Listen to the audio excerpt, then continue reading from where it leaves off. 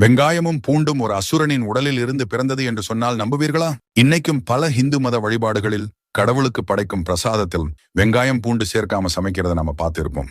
ஆனா அது ஏன் என்று யோசிச்சிருக்கீங்களா? யுகங்கள் கடந்தும் நம்பப்படும் ஒரு ஹிந்து மித்தாலஜி ஸ்டோரியை இந்த குறுங்காணொளி உங்களுக்கு காண்பிக்கும்.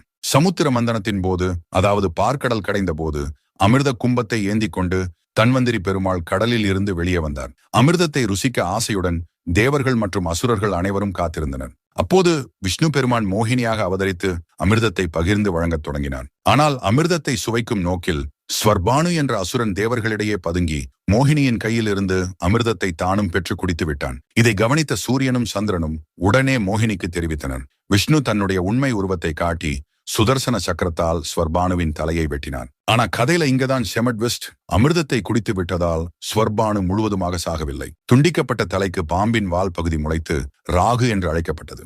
முண்டமாக கிடந்த உடலுக்கு பாம்பின் தலை முளைத்து கேது என்று அழைக்கப்பட்டது. ராகுவின் கழுத்திலிருந்து விழுந்த அமிர்தத்தின் சொட்டுகளிலிருந்து பூண்டு மற்றும் வெங்காய செடிகள் பூமியில் பிறந்ததாக நம்பப்படுகிறது. அமிர்தத்தின் ஒரு பகுதியிலிருந்து பிறந்ததால் வெங்காயம் மற்றும் பூண்டில் ஆரோக்கிய நன்மைகள் ஏராளமாக உள்ளன.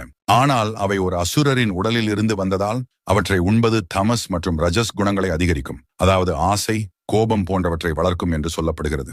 இதனால் ஆன்மீக வழிபாட்டில் நாட்டமின்மையை தூண்டும் என்பதால் ஒதுக்கப்பட்டதாக நம்பப்படுகிறது. மேலும் சிலரோ பலியின் போது இரத்தத்தால் முளைத்த தாவரங்கள் இவை என்பதால் அதை கடவுளுக்கு பிரசாதமாக படைக்க வேண்டாம் என்று ஒதுக்கியதாகவும் நம்பப்படுகிறது.